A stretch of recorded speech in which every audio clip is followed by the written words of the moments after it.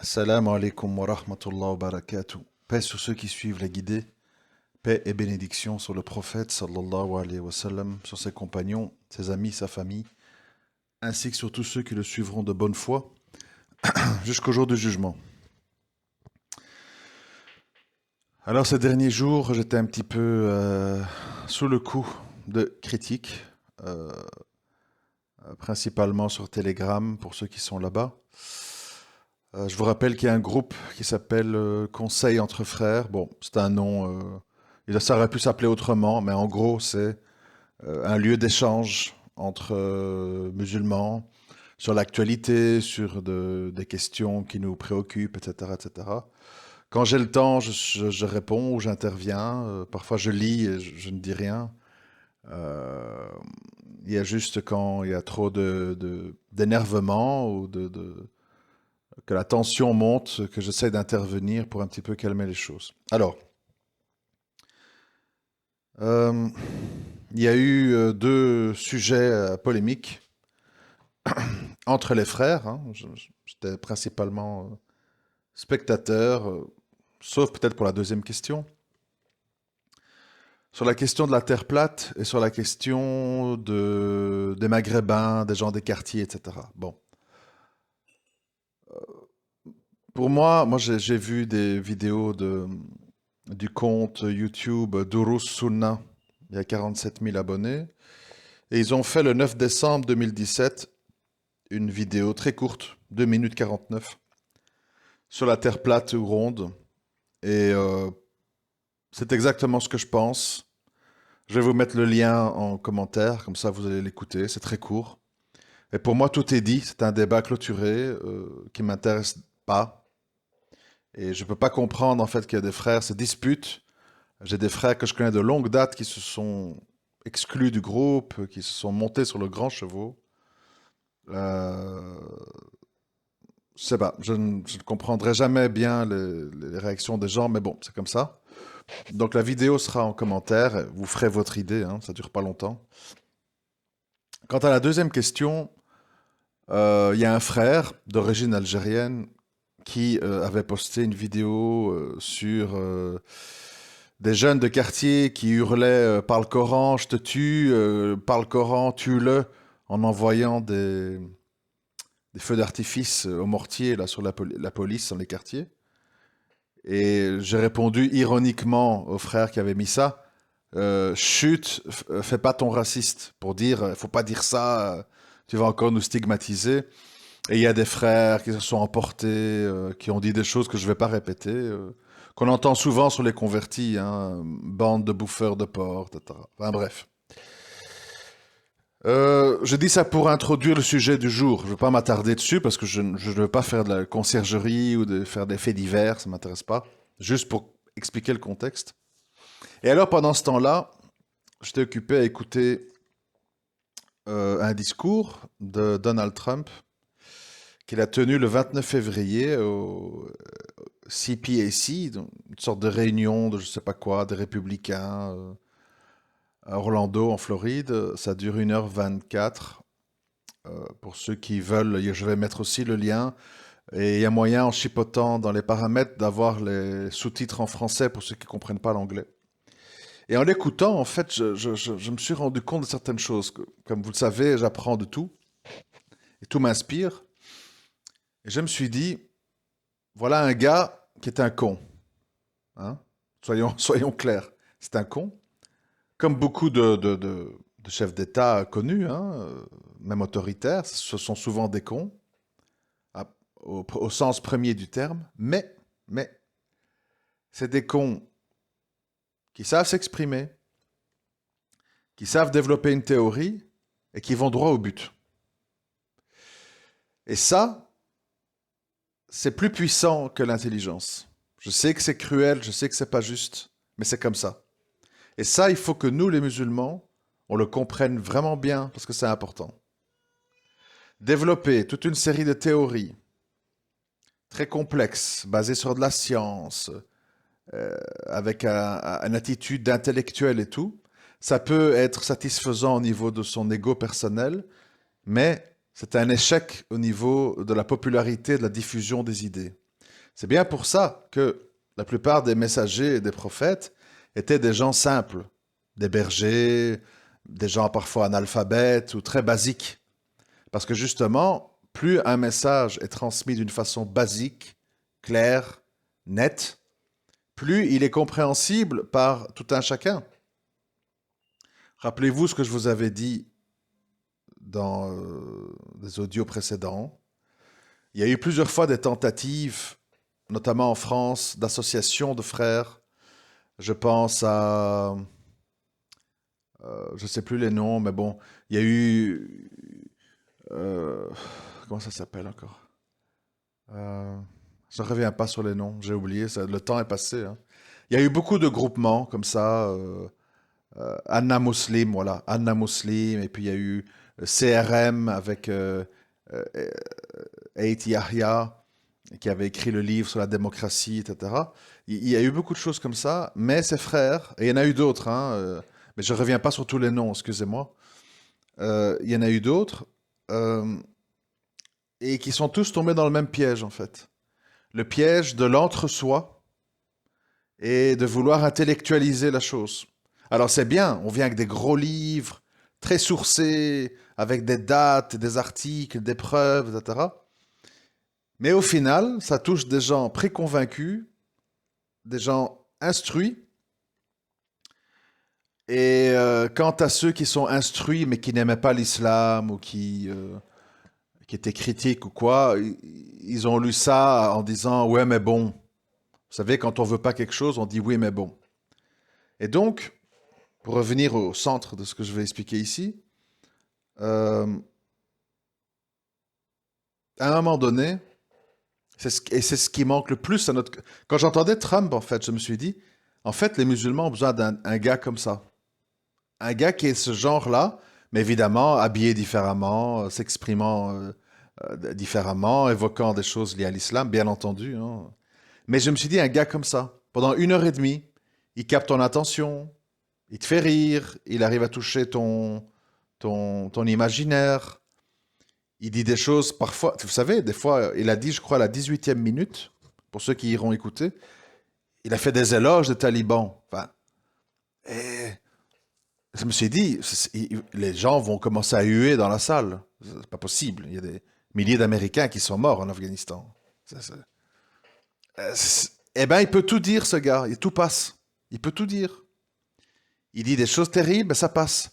Ça passe parce que, à partir du moment où vous aimez quelqu'un, où quelqu'un suscite en vous des émotions, où quelqu'un suscite en vous une compréhension très proche de ce qu'il dit et que ça vous touche dans votre quotidien, etc., eh ben, à un moment donné, vous adhérez à tout.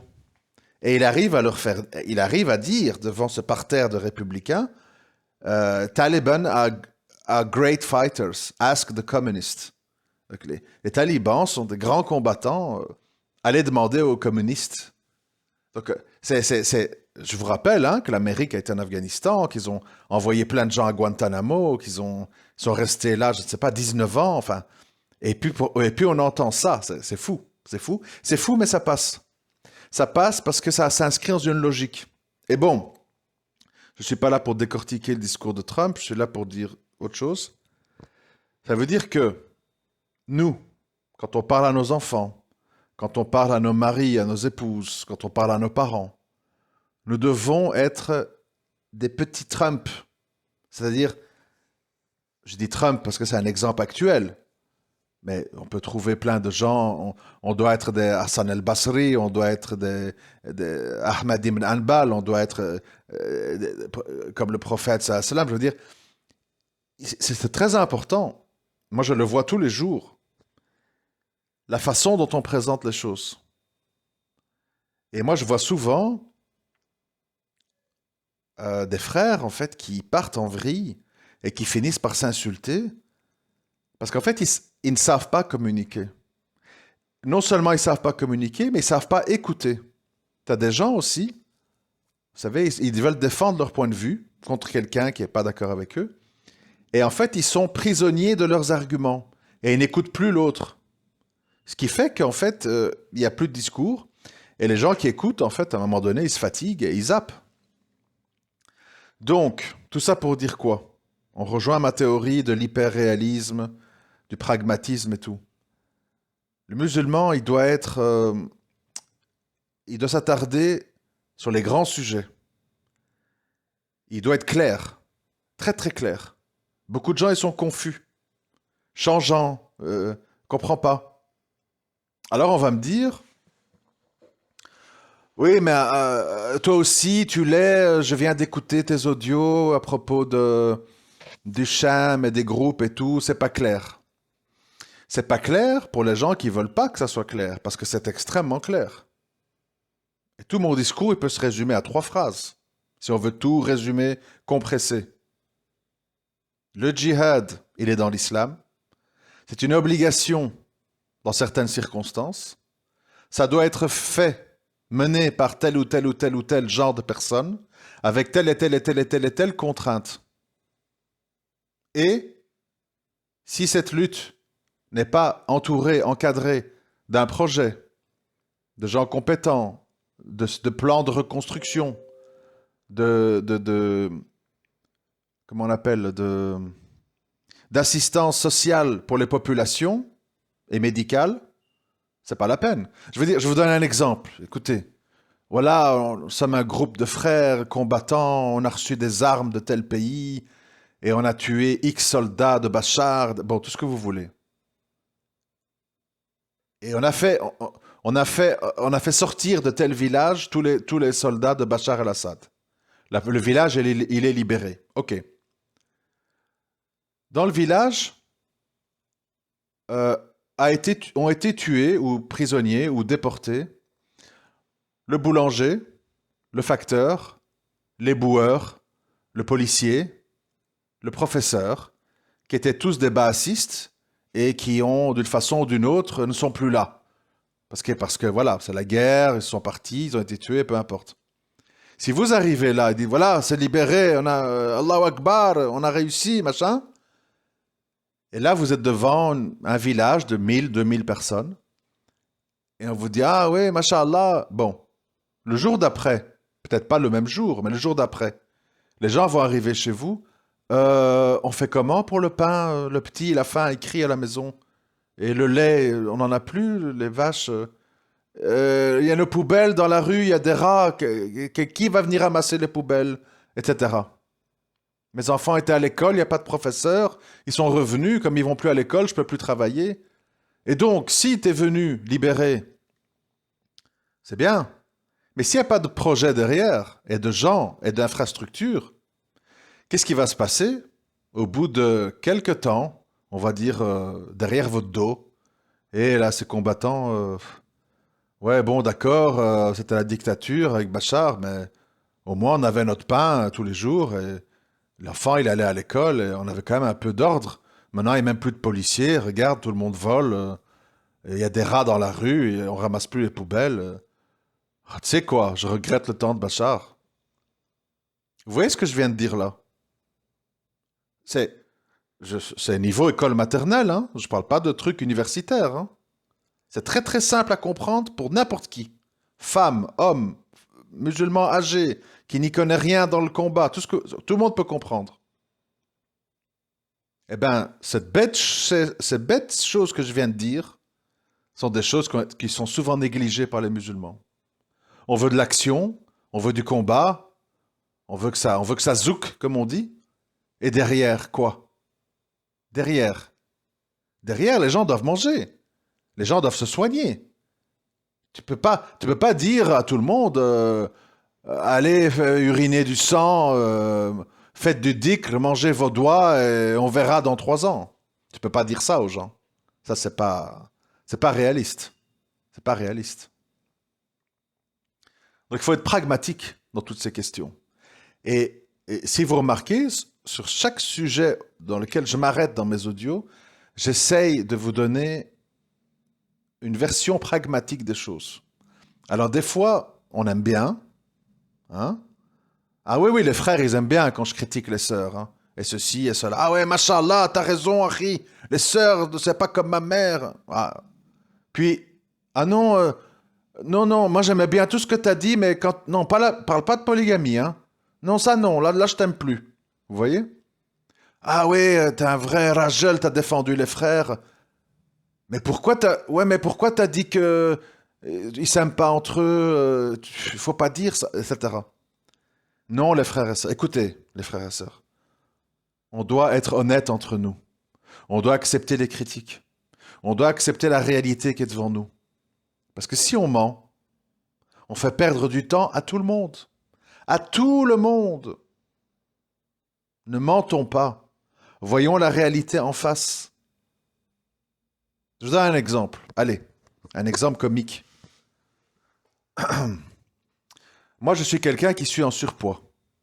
Voilà. Je mesure 1,90 m pour 110 kilos. Je dois perdre 20 kilos, ok? C'est la réalité, voilà, scoop du jour. Soit des gens viennent, ah ouais, Achille, t'es bien, tu devrais faire un petit peu de sport, hein, peut-être, un petit peu pour te... Voilà, mais ça va, machallah. Voilà. Ou d'autres qui disent rien, ils font semblant de rien, etc. Ou tu as un frère qui va arriver, qui m'aime beaucoup aussi, peut-être, hein, si pas plus que les autres, qui va dire, Achille, fais un peu attention, tu as quand même 47 ans, tu sais, c'est un âge où il faut commencer à se prendre en main. Essaye un petit peu de, plutôt qu'à déposer les enfants à l'école en voiture, de faire à pied les 2 fois aller-retour, ça te fera 4 km par jour. Fais attention à ce que tu manges, Achille et tout. Tu as quand même 10-20 kilos à perdre. Fais gaffe à ta santé, tu seras mieux, etc. Pourquoi moi je dois en vouloir à ce frère? Ah, il dit que je suis gros. Ah, si c'est comme ça, je l'invite plus. Je suis pas là pour me faire rabaisser. Vous voyez? C'est pas comme ça qu'il faut réagir. C'est pas comme ça qu'il faut réagir. Il faut dire, ouais, le frère, il a raison. Qu'Allah m'aide parce que je suis un peu trop dans mes idées, un peu trop dans mon cerveau. Je dois un peu m'occuper de mon corps. Il a raison. Et il faut lui dire qu'Allah te récompense. Vous voyez? Pourquoi je donne cet exemple en parlant de moi pour pas tout le temps dire les autres, les autres, les autres? Pour vous dire que cette fameuse question des Maghrébins, quand j'en parle, au lieu de réagir comme on a réagi, pas tout le monde, certains. Qu'est-ce que t'as? Tu crois quoi, toi, ex-bouffeur de porc? Et je préfère que ma femme déambule au milieu des racailles qui violent plutôt qu'au milieu des koufars qui mangent du cochon. Arrête avec ce sujet, t'es comme un disque rayé, tais-toi, y en a marre. Au lieu de réagir comme ça, hein, est-ce que c'est pas mieux de dire, en effet, il y a un vrai problème de comportement chez nous, un vrai problème de vocabulaire, un vrai problème d'éducation, un vrai problème de représentation de l'islam, puisque aujourd'hui, les seules personnes, puisque les autres se cachent, ils ont peur, hein, ils ont peur, les grands gourous de l'islam qui ont été à Médine, ils se cachent. Ils ont peur qu'on leur enlève leurs papiers et qu'on les renvoie en Algérie. One, two, three, vive à l'Algérie, c'est de loin. Mais si c'est pour retourner dans un avion, là, on n'aime plus trop, hein. On aime bien de loin, avec le drapeau d'Al Jazeera, etc. Tout le tralala qui va avec. Donc, plutôt que d'avoir des réactions tribalistes, en référence à sa tribu. Quoi? Qu'est-ce que t'as dit sur le Maroc? Qu'est-ce que t'as dit sur les Rifains? T'as parlé des Amazirs? Qu'est-ce que t'as dit? Plutôt que ça. Plutôt que faire son petit coq, son petit coq sur un tas de fumier. Il faut, à un moment donné, dire, voyons la réalité en face. Qu'est-ce qui passe sur nos chaînes de télé au Maroc, en Algérie? Quels sont les sujets de conversation dans nos familles? Combien de fois le Coran il est ouvert dans l'année? Comment réagissent mes frères, mes sœurs, mes parents, mes copains quand je leur fais un rappel religieux, parfois un petit peu piquant? C'est ça les questions qu'il faut se poser. Et pas de dire, ouais, mais on est bien, et quoi? Oh, on est musulmans de père en fils, tu es qui toi? Tu crois que tu débarques comme ça, que tu vas nous apprendre notre religion? Tes ancêtres, ils savaient même pas comment aller aux toilettes. Ça c'est des enfantillages, vous comprenez? C'est des gamineries. C'est C'est indigne d'un musulman ou d'une musulmane. Le musulman et la musulmane, il écoute la réalité des choses. Il admet la réalité des faits. Et en fonction de ça, il prend des positions et il réagit en fonction de ça, en fonction de la réalité. Dans la vie, les gens les plus efficaces, les plus écoutés, les plus convaincants, ce sont les gens pragmatiques, qui viennent avec des solutions pragmatiques. Et malheureusement, écoutez bien, quand les gens qui suivent Coran ou Sunna et la religion du juste milieu ne sont pas pragmatiques, écoutez bien, c'est important, hein, quand ils ne sont pas pragmatiques, parce que, bon, pour X raisons, vous savez ce qui se passe? Est-ce que vous savez ce qui se passe à ce moment-là? Les réformateurs, les menteurs, les rawafid, les néo-soufis dévoyés, je ne parle pas des soufis traditionnalistes, ils viennent avec des solutions pragmatiques.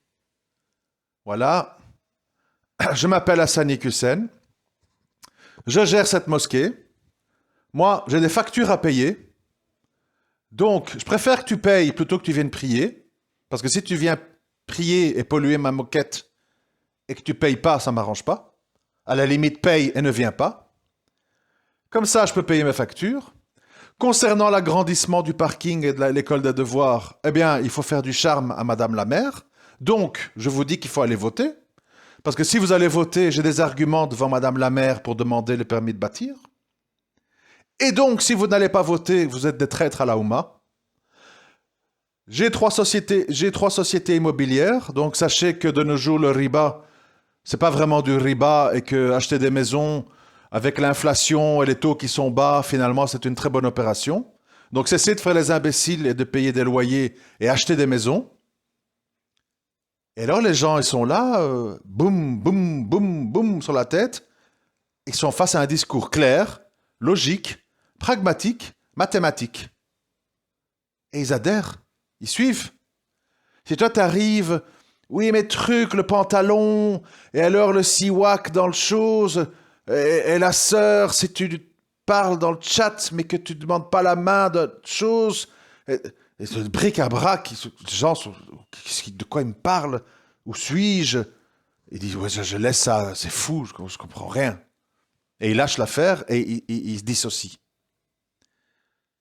Ou les frères, oui, le tarot, et truc, faut couper les têtes, et arrêter de craindre les sommes. Les gens disent, ouais, mais il veut quoi? Que je sorte dans les rues avec des couteaux, que je cours derrière tout le monde, que je jette les cadres du roi du Maroc en l'air dans les boucheries, je fasse la guerre à toute ma famille. Les gens, vous voyez, les gens veulent savoir dans quoi ils mettent les pieds. Et avec Hassani Hussein, on l'a bien compris. On vote, Madame la maire va nous aider, on va acheter des maisons à crédit, et on paye pour agrandir la mosquée. Si on peut pas payer, si on peut pas venir, on peut quand même payer, c'est encore mieux que si on vient sans payer. J'ai compris.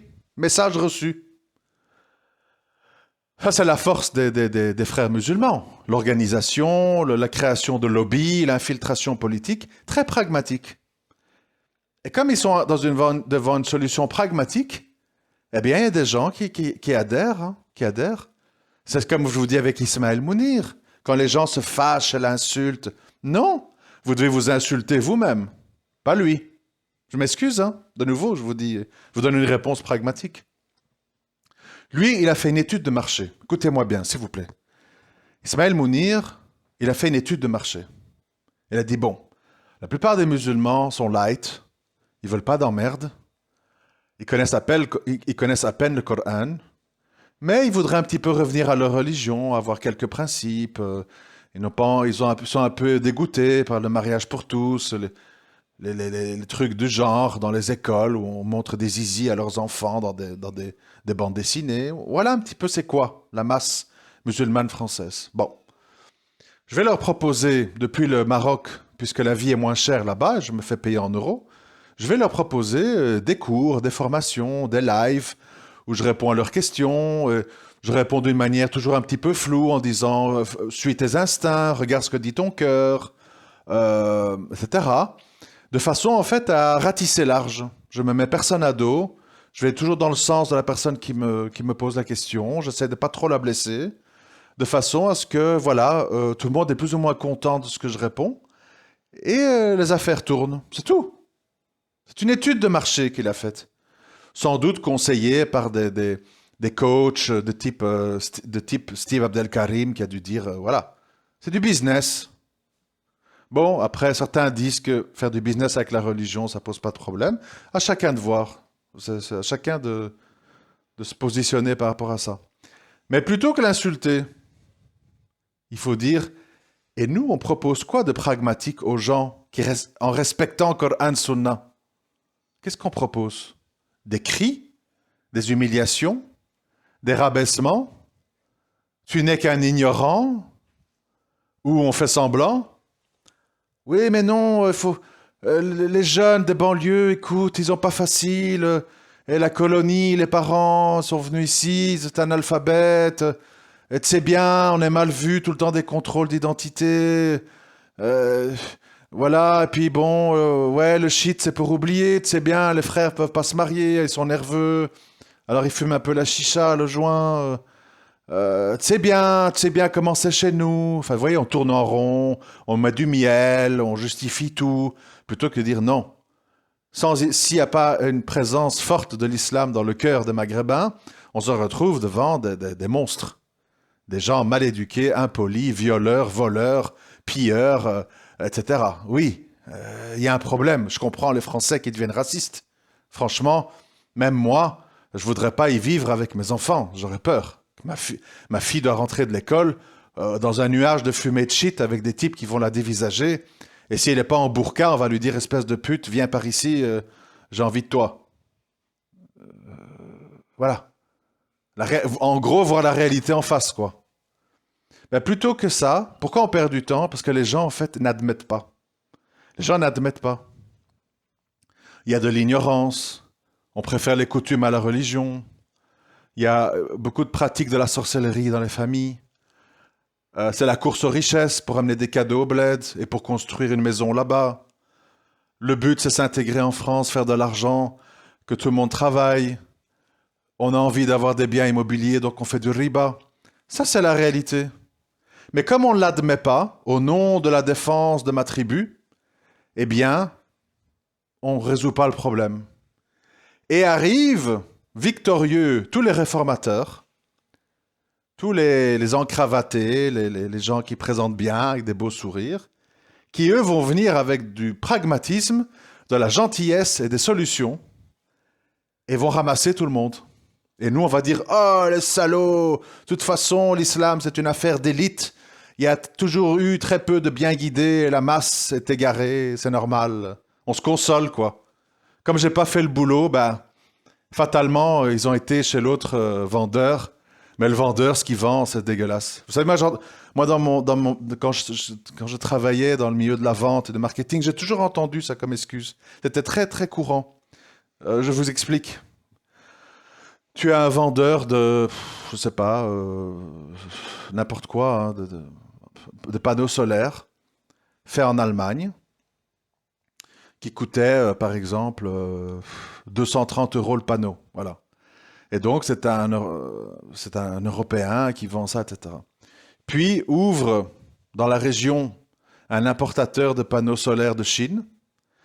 Il est à 180 € au lieu de 230. Donc sur 10 panneaux, ça fait des différences. 500, 1000 € de différence. Euh, il travaille mieux, il respecte les délais, etc., etc. Et il lui vole toute sa clientèle, petit à petit. Le gars, qu'est-ce qu'il dit? Est-ce qu'il dit la réalité? Ah ouais, le gars, il a trouvé des panneaux à meilleur prix que moi. Il travaille bien. Il est sérieux. Ses employés respectent les délais. Ah, ça va mal. C'est ma faute. Il faut que je change des choses. Il faut que je trouve des nouvelles idées pour pas perdre toute ma clientèle. Ben non, ils disent pas ça. Vous savez ce qu'ils disent? Ah, mais salauds, ils vendent de la merde venue de Chine. C'est des panneaux qui vont péter au bout de 2 ans. Les miens, c'est des Allemands. Ils durent 10 ans. Tu verras, ils vont tous revenir chez moi, etc., etc. C'est-à-dire qu'on est dans ce que j'appelle les invocations stériles. C'est-à-dire qu'on anticipe des choses dont on ne sait rien du tout. Euh, Tout le monde sait qu'on est dans une société de court terme. Ça veut dire que si je te vends une machine à laver qui lave 10 kilos de linge à 400 euros, même si je te vends une machine très très bonne qui va durer 2 fois plus longtemps à 1000 euros, si t'es pas riche, t'auras très dur à franchir le pas parce que tu dis on verra bien. Et donc tu préféreras acheter 3 machines à 400 euros qui vont te coûter 1200 plutôt qu'une à 1000 qui va te durer le même temps que les 3 autres. C'est comme ça, c'est la nature humaine. Donc ça sert à rien de dire aux gens, ils sont bêtes, c'est chinois, c'est pas bon, etc. Les gens, ils voient leur facture. Et quand ils ont un devis pour 30 panneaux, plus installation à, à 15 000 euros au lieu de 20 000, ben, vas-y, bonne chance pour commencer à dire, oui mais c'est allemand, oui mais ceci, oui mais cela. Les gens disent, c'est 5 000 euros dans ma poche qui restent. Et c'est comme ça. Le commerce, la vie, les relations sociales, c'est du pragmatisme. Les rêves, les invocations stériles, les espoirs, comment on appelle, mythiques, peut-être, un jour, à l'avenir. Quand je vais me marier, je mettrai le voile. Quand je vais me marier, je vais commencer la prière. Vous voyez tout ça là, Moukabala, oui, je t'assure mon frère, dès que je serai marié, je mets le voile, je prie. Maintenant, c'est bien, je suis seul, les parents. Vous voyez, tu bâtis pas sur des espoirs, tu bâtis sur des faits. Tu bâtis sur des faits. Tu bâtis pas sur des peut-être. Tu bâtis pas sur du flou. Et ça, c'est la principale chose que les musulmans doivent résoudre. Constater les problèmes, ne plus être dans le déni, trouver des solutions, parler clairement, sans avoir peur des blâmeurs. Vous voyez bien, moi, je vous l'ai déjà dit plusieurs fois, je vais conclure là-dessus. Je vous jure par Allah, je ne fais pas ça souvent, mais bon, je vous jure par Allah que si l'audimat était mon but, je sais parfaitement bien ce que je devrais dire pour arriver à 50 000 vues, avec plein d'abonnés, etc., plein de j'aime, de mashallah. Je sais parfaitement bien ce que je devrais dire, ou ne pas dire. Mais je ne le fais pas. Je ne le fais pas. Parce que j'estime que la religion, c'est pas un jeu. C'est une responsabilité. Et qu'on ne peut pas mentir. On ne peut pas mentir ou manipuler sur cette question-là. Et après, si on est un musulman très pratiquant, on ne peut pas mentir tout court. Rappelez-vous l'histoire je crois sous le califat de Omar, avec la femme qui mélangeait de l'eau dans le lait pour vendre plus de lait, etc. Sa fille lui a fait le rappel et compagnie.